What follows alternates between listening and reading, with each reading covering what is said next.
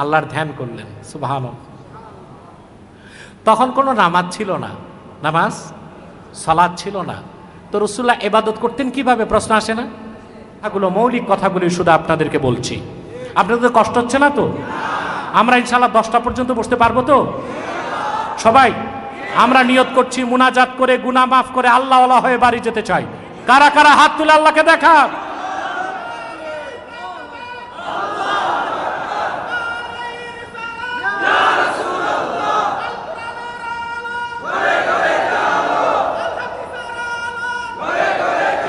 আল্লাহ কবুল করুক, আল্লাহ মঞ্জুর করুক, বলুন আল্লাহুম্মা আমিন। সম্মানিত সুধী, রাসূল করিম সাল্লাল্লাহু আলাইহি সাল্লাম মুসালসাল 6 মাস তাহান্নুস করলেন, আল্লাহর ধ্যান করলেন। সুবহানাল্লাহ। তখন কোনো নামাজ ছিল না, নামাজ সালাত ছিল না, তো রাসূলুল্লাহ ইবাদত করতেন কিভাবে? প্রশ্ন আসে না? বলেন, কোন নবী শরীয়ত মানতেন?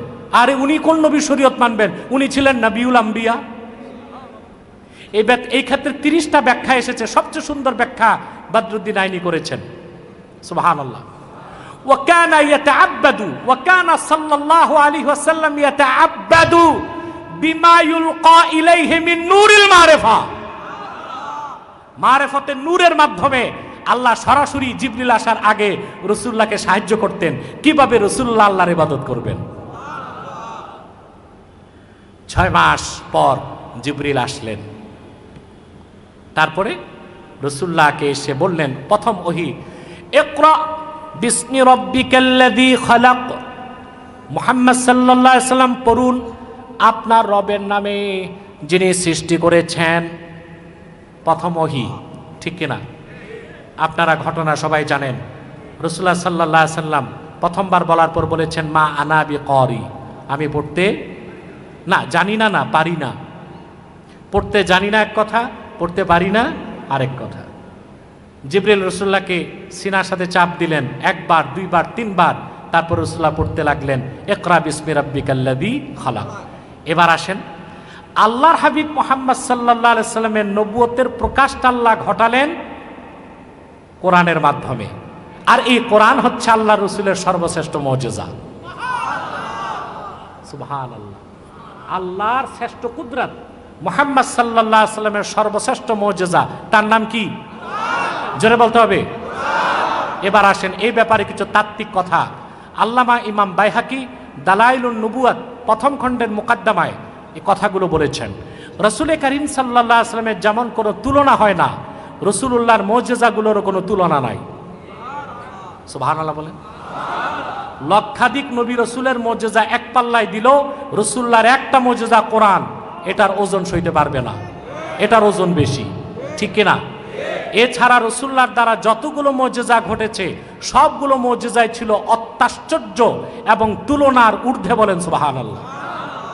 কেমন? যেমন পূর্বের নবীদের দ্বারা যে মুজিজা ঘটত, মুজিজা ঘটার জন্য নবীদের সাবাব লাগতো। কি লাগতো? সাবাব ছাড়া, আসবাব ছাড়া, এলিমেন্টস ছাড়া কোন নবীর দ্বারা কোনো মুজিজা ঘটে নাই। কিন্তু রাসূলুল্লাহ সাল্লাল্লাহু আলাইহি সাল্লামের মুজিজা ঘটার জন্য কোনো সাবাব লাগতো না। বলেন সুবহানাল্লাহ। যেমন দাউদ আলাইহিস সালাম, কি নাম? ইহুদিরা তারে নবী মানে, নাম ডেভিড, তারা বলে ডেভিড। এই যে ইহুদিরা ইসরায়েলে কি চাচ্ছে? জেরুজালেমকে চাচ্ছে। কেন চাচ্ছে? ওরা বলে কে ডি, অর্থাৎ কিং ডেভিড। ওরা বলতে চায় যে এই জেরুজালেমটা ডেভিডের রাজত্ব আবার ফিরে আনবে। ডেভিড মানে দাউদ আলাইহিস সালাম রাজত্ব করছেন, দাউদ আলাইহিস সালাম চলে গেছেন, উত্তরসূরি হিসেবে ইহুদিরা জেরুজালেমের রাজত্ব করবে। এটা ইহুদিদের একটা মিথ্যা দাবি। কাদের দাবি? মিথ্যা দাবি। 3000 বছর আগে বখতে নসর তাদেরকে ক্ষমতাচ্যুত করেছে। 3000 বছরে পৃথিবীর কোথাও ইহুদিরা কোনো বৈধ রাষ্ট্র বানাতে পারে নাই। পারছে? এবং তাওরাতের একটা পার্ট অফ পার্সেল হচ্ছে তালমুদ। সে তালমুদের মধ্যে লেখা আছে ইহুদিদের রাষ্ট্র তৈরি হলেও 80 বছরের বেশি তাদের কোনো রাষ্ট্র টিকবে। তারপর ইহুদিরা অন্যায়ভাবে ফিলিস্তিনের মুসলমানদেরকে নির্যাতন করছে, আর এটা একমাত্র করতে পারছে পশ্চিমা সন্ত্রাসীদের সহযোগিতায়। যদি আপনাকে বলা হয় পৃথিবীর সবচেয়ে বড় সন্ত্রাসী দেশ কোনটা, top most terrorist state in the world, illegal state, top most terror and illegal state in the world Israel. পৃথিবীর সবচেয়ে অবৈধ সন্ত্রাসী রাষ্ট্র হচ্ছে ইসরায়েল, ঠিক না? আমেরিকার সাপোর্ট ছাড়া 1 ঘন্টাও সে টিকে থাকতে পারবে না। আমেরিকা তাকে অন্যায়ভাবে সহযোগিতা করছে। আমরা শুনেছি হিজবুল্লাহ প্রধান হাসান নাসরুল্লাহ শাহাদাত বরণ করেছে, শুনছেন না আপনারা? এসব কিছু হচ্ছে আমেরিকার অবৈধ সহযোগিতার কারণে। আল্লাহ পশ্চিমা জালেমদের কালো হাতকে ভেঙ্গে চুরমার করে দেখ, বলেন আল্লাহুম্মা আমিন। সম্মানিত সুধী, দাউদ আলাইহিস সালাম কি ইহুদিরা বলে ডেভিড, কি বলে ডেভিড। দাউদ আলাইহিস সালামের মুজিজা কি ছিল? তিনি ছিলেন যোদ্ধা। দাউদ আলাইহিস সালাম কি ছিলেন? আরো পরিচয় ছিল তার, তিনি রাজনীতি করতেন আর যুদ্ধ করতেন। আপনারা অবাক হবেন, বনি ইসরায়েলের অধিকাংশ পয়গম্বর রাজনীতি করতেন। কেন বললাম? আমাদের দেশে আলেমরা রাজনীতির কথা বললে এক ধরনের লোক নাক ছিটকায়, বলে রাজনীতি এই খারাপ কাজটা আলেমরা কেন করবে। এজন্য আমাদের দেশের পীর সাহেবরা রাজনীতির কথা শুনলে দোয়া ইউনুস পড়ে বাংলাদেশে, বলে না? দেখুন, রাজনীতি 2 রকম, একটা নন্দিত আর একটা নিন্দিত। সিয়াসাতে ইসলামিয়া, ইসলামী রাজনীতি বিশ্বাস করা মিন ওয়াজিবাতিল ইসলাম। ইসলামী রাজনীতি বিশ্বাস না করলে আপনার ঈমান থাকবে না, আমরা এটা বিশ্বাস করি, ঠিক না? বনি ইসরায়েলের নবীগণ রাজনীতি করতেন, তো খারাপ জিনিসকে আল্লাহ নবীদের করতে দিতেন? দিতেন? এখন কারা বাংলাদেশে বলে আলেমরা রাজনীতি করবে না? ওই ধান্দাবাজ যারা, তারা চায় আলেম আর পীর সাহেবরা মসজিদ মাদ্রাসা সামলাবে, খানকাগুলো সামলাবে, আর খানকায় বসে তসবিহ জপবে, আর যত চুরি চামারি রাজনীতি এগুলো করবে টাউটার আর বাটপাররা। না, আমাদেরকে এই কালচার পরিবর্তন করতে হবে, ঠিক না? প্রত্যেককে রাজনীতি করতে হবে, তবে নন্দিত রাজনীতি, সেটা হচ্ছে ইসলামের রাজনীতি। তবে সবাই রাজনীতি করবে না, কেউ রাজনীতি করবে আর কেউ রাজনীতি শিখাবে। সবাই রাজনীতি করলে হবে না, কেউ করবে কেউ শিখাবে। অনেকে বলে আপনি রাজনীতি করেন না কেন? আমি বলি আমি রাজনীতি করি না, রাজনীতি শিখাই। কাউকে তো শিখাতে তো হবে, হবে না? সম্মানিত সুধী, বনি ইসরায়েলের নবীগণ রাজনীতি করতেন, যুদ্ধ করতেন, জিহাদ করতেন। সহিহ মুসলিমে এসেছে, রাসূল করিম সাল্লাল্লাহু আলাইহি ওয়াসাল্লাম ইরশাদ করেছেন, কানা বানু ইসরাঈল তাসুসুহুমুল আম্বিয়া কুল্লামা হালাকা নাবিয়্যুন খালাফাহু নবী ফাইন্নাহু লা নাবিয়্যা বা'দি ফাসায়াকুনু খুলাফা। বনি ইসরায়েলের পয়গম্বরগণ রাজনৈতিক নেতৃত্ব দিতেন। একজন নবী ইন্তেকাল করলে আরেকজন নবী দায়িত্ব নিতেন। রাসূলুল্লাহ বলেছেন, আমি মুহাম্মদ আল্লাহর সর্বশেষ নবী ও রাসূল, আমার পরে কিয়ামত তক কোনো নবী নাই, কোনো রাসূল নাই। আমার উম্মতের নেতৃত্ব দিতে আসবে অসংখ্য খলিফা। কারা আসবেন? প্রথম খলিফা ছিলেন আবু বকর সিদ্দিক, তারপর হযরত ওমর, তারপর হযরত উসমান, তারপর হযরত আলী, তারপর হযরতে হাসান, তারপর ওমর ইবনে আব্দুল আজিজ। এরা প্রত্যেকেই ছিলেন খোলাফাউর রাশিদুন, খোলাফায়ে রাশিদিনের অন্তর্ভুক্ত ছিলেন। তো বলছিলাম, দাউদ আলাইহিস সালাম রাজনীতিও করতেন, যুদ্ধ করতেন। এখন যুদ্ধ করতে কি তসবিহ আর জায়নামাজে হবে, না অস্ত্র লাগবে? এখন এত অস্ত্র বানাবেন কই? ওনার মুজিজাই ছিল, হাদিস শরীফে এসেছে, আলানাল্লাহুল হাদিদা বিয়াদি দাউদা। পয়গম্বর দাউদের হাতে আল্লাহ রাব্বুল আলামিন লোহাকে পানির মতো গালায় দিতেন। এটা ছিল দাউদ নবীর মুজিজা। লোহা ধরতেন, পানির মতো গলে যেত। আপনি লোহা গালাতে পারবেন? পারবেন? লোহা গালানো সহজ। অক্সিজেন আর অ্যাসিটিলিন, 2টা গ্যাসকে এক করলে তার নাম হয় অক্সি অ্যাসিটিলিন। এটার তাপমাত্রা 3300 ডিগ্রি সেলসিয়াস। এই তাপে লোহাকে কাটা যায়। আপনি যে ভাত খান, পানি গরম হয় 70 ডিগ্রি সেলসিয়াসে, ভাত রান্না হয় 100 ডিগ্রি সেলসিয়াসে, আর ওইটা হচ্ছে 3300 ডিগ্রি সেলসিয়াস। ওই তাপে লোহা গলে। আর দাউদ আলাইহিস সালাম 2 হাতে বিসমিল্লাহ বলে চাপ দিলেই লোহা পানির মতো গলে যেত। দাউদ আলাইহিস সালামের মুজিজা ঘটতে সাবাব লাগছে, ওটার নাম কি? লাগছে না? পয়গম্বর মূসা তার 9টা মুজিজা ছিল, তার মধ্যে বড় মুজিজা ছিল তার আসা, লাঠি। কি বেতের না বাঁশের? এই তো একটা তো বলবেন, বাঙালি আপনারা না জানলেও বলতে হয়। কেমন লাঠি আল্লাহ কোরআন কারীমে বলে দিয়েছেন। মূসাকে আল্লাহ রাব্বুল আলামিন ফেরাউনের কাছে পাঠাবেন। ফেরাউন ছিল ওই যুগের সবচেয়ে বড় স্বৈরাচার। ফেরাউনের ভূখণ্ড ছিল 9.5 লক্ষ বর্গমাইল, আর তার ঘোড়সওয়ার বাহিনী ছিল 80,000।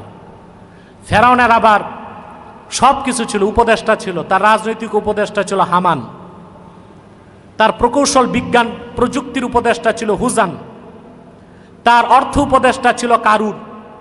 ওর সব উপদেষ্টা ছিল ফেরাউনের। এই উপদেষ্টা মণ্ডলী এখনকার না, এটা পুরান কালের। এই যে এখন উপদেষ্টা মণ্ডলী হয়েছে না, এগুলো ফেরাউনের টাইমে ছিল। তো তার সব ছিল। এখন হযরত মূসাকে আল্লাহ পাঠাবেন ফেরাউনের কাছে খালি হাতে, এটা কি হয়? আল্লাহ মূসা নবীকে ডেকে বললেন, ওয়ামা তিলকা বিয়ামিনিকা ইয়া মূসা ক্বালা হিয়া আসাই আতাওয়াক্কাউ আলাইহা ওয়া আহুশশু বিহা আলা গনামি ওয়া লিয়া ফিহা মাআরিবু উখরা। মূসা তোর ডান হাতে কি? তিনি বলছেন, আল্লাহ আমার লাঠি। কথা তো এতটুকুই চলতো। আল্লাহর সাথে কথা বলে মজা পাইছে তো, উনি বাহানা করে লম্বা করতেছে কথা। এতে ভর করে চলি, চারণভূমিতে পশু চড়াই, আরো বহুত কাজ করি। আল্লাহ বললেন, ক্বালা আলকিহা ইয়া মূসা ফাআলকাহা ফাইদা হিয়া হাইয়াতুন তাসআ। মূসা লাঠিটা ছাড়ো। তিনি ছেড়ে দিয়েছেন, লাঠি হয়ে গেল দ্রুত ধাবমানশীল এক সাপ। কত বড় সাপ! অন্য জায়গায় আল্লাহ বলেছেন সুবহানুন আযীম, বিরাট অজগর সাপ, বিরাট অজগর সাপ, বিশাল এক সাপ হয়ে গেল। তারপরে মূসা আলাইহিস সালাম নিজেই ভয় পেয়ে 2 পা পিছনে গেছেন, যেটা কি নিয়ে হাঁটছি এতক্ষণে, তো বিশাল সাপ। আল্লাহ বললেন, ক্বালা খুযহা ওয়ালা তাখাফ সানুঈদুহা সিরাতাহাল উলা।